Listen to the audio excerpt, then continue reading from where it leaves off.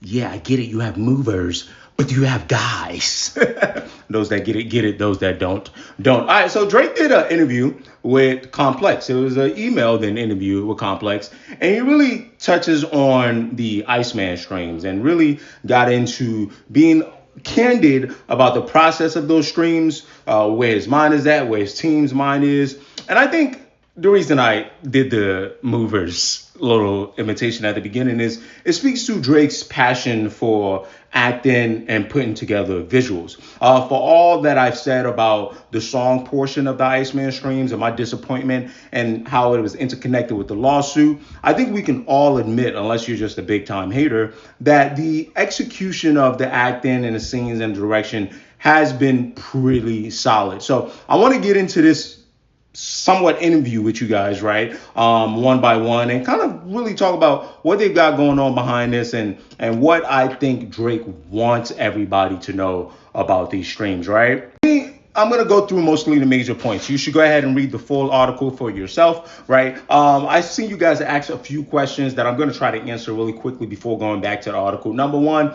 some of you are asking why with Complex? Well, me personally, I wouldn't complain because it is similarly, traditional hip hop media. You guys complain people aren't doing things with hip hop media. You should be glad that we can. I always tell you, I love when these ninjas talk.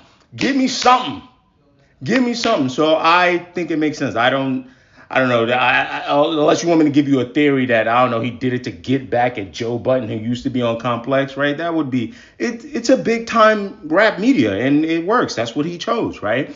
If you guys know anything else, let me know. Now, you guys also might be asking, well, why talk about the streams? Like, why, do some kind of media press release on it? I think personally, in my opinion, when the Iceman streams were happening as a rollout with the lawsuit going on, the litigation going on, I think things were kind of speaking for itself. I know I theorized that he couldn't be as candid in the music, but I think the visuals along with what the fans were thinking on the lawsuit and some propaganda, I think that was working. And I think when the lawsuit goes through what it's going through, I know they've filed a motion to that they're going to appeal, but when that kind of comes to a halt with the case getting thrown out, it kind of robbed the rollout of some momentum. And I think Drake, in ways, is getting ahead of it and saying, hey, you know what, this rollout is still here. Let me talk to y'all about it, and maybe we can kind of shift it to a different method of thinking and looking at it rather than this whole other thing that you guys had in connection with the lawsuit. But anyway,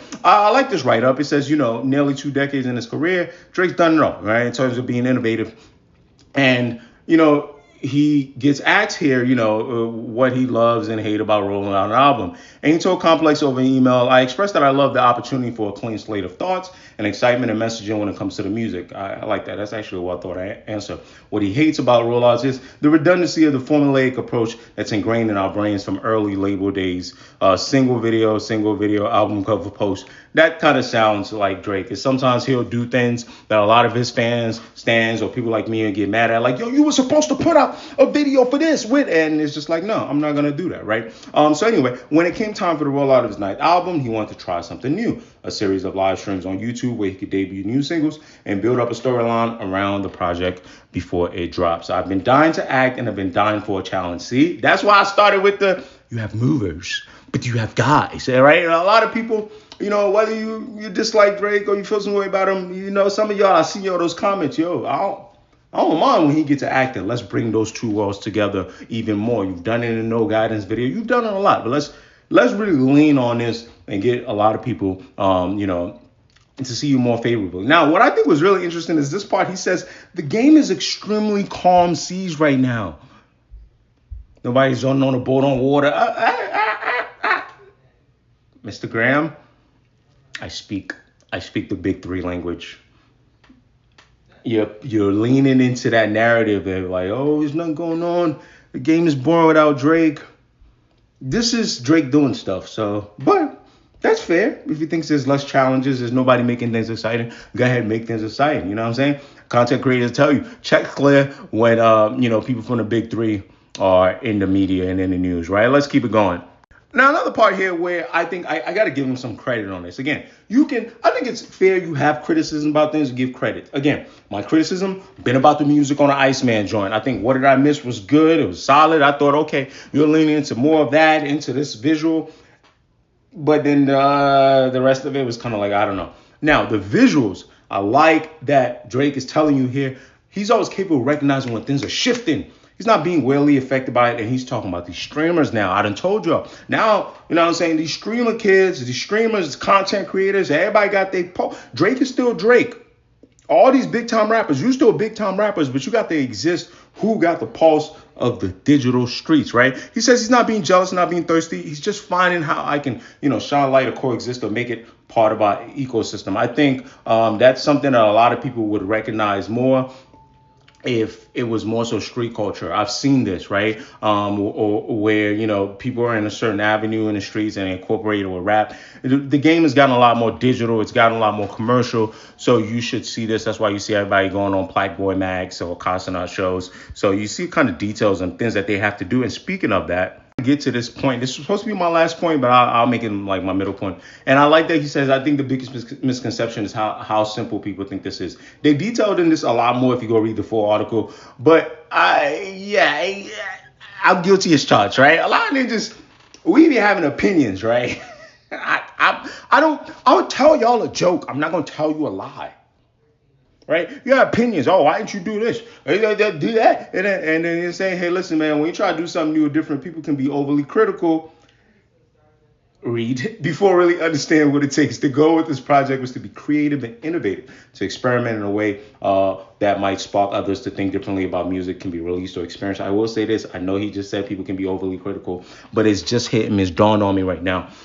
Man, I think I would have preferred these Iceman episodes come out after the case had got dismissed. At least get an answer whether or not the case was going to get dismissed or the case was you were going to get a fair shake there, right? Like I would have preferred that you being patient on that end. But let me cover a few more things on this article. All right, this is just funny. It was like when somebody called him the B word. Y'all remember that moment? And he says, he brings it up and says, when I asked about the funny things that happened on stream, he says probably when, that's the writer that said that, but Drake says probably when this random tall white guy said I was a B and when I was driving, and I just naturally turned up on him on stream. I wouldn't even say I broke character because that's some Iceman shit. You can't page me while I'm driving around spreading good vibrations. You have movers, but you have guys. Oh, and last but not least, the theories, the crazy Iceman theories. What's behind that? Obviously, I've told y'all how I've been reading into some of this stuff that I saw, how it plays into the lawsuit. I felt like if all of the stuff, alleged in the lawsuit wasn't facts and you was just trying to get a narrative off, this is cool with me too. I just think like, you could probably did it without the lawsuit, right? But what he's saying here, though, is like, hey, I watch murder docs and Elias. You get invested. You start to try to solve things before you even know where it's headed, what the answers are. It's like this slewed energy. What did I learn? What did I miss? No pun intended, he says. But yeah, it's crazy to see people make 2-3 hour videos on their thoughts and building conspiracies. It's interactive content and adds such a desirable element, more so than a music video with cause intents. Not that those aren't lovely. I think he makes a great point here. I think I'm pretty much done covering this. I just really would say that. And I get it's tough, but a lot of sometimes things with Drake is like, you can have the entire cake, right? What he's saying here sounds like it's the word I'm looking for, I guess, is it like, I guess, not really a lot of consequences. If he had just did this, Iceman, it's like, oh, here's my theory, and there's no lawsuit, there's nobody thinking about like the future of rap, how is this gonna affect hip hop and this grand scheme of things. I think this has probably been a lot more received, and maybe that's what he's trying to shift this vehicle to now. Like that's what I told you at the beginning.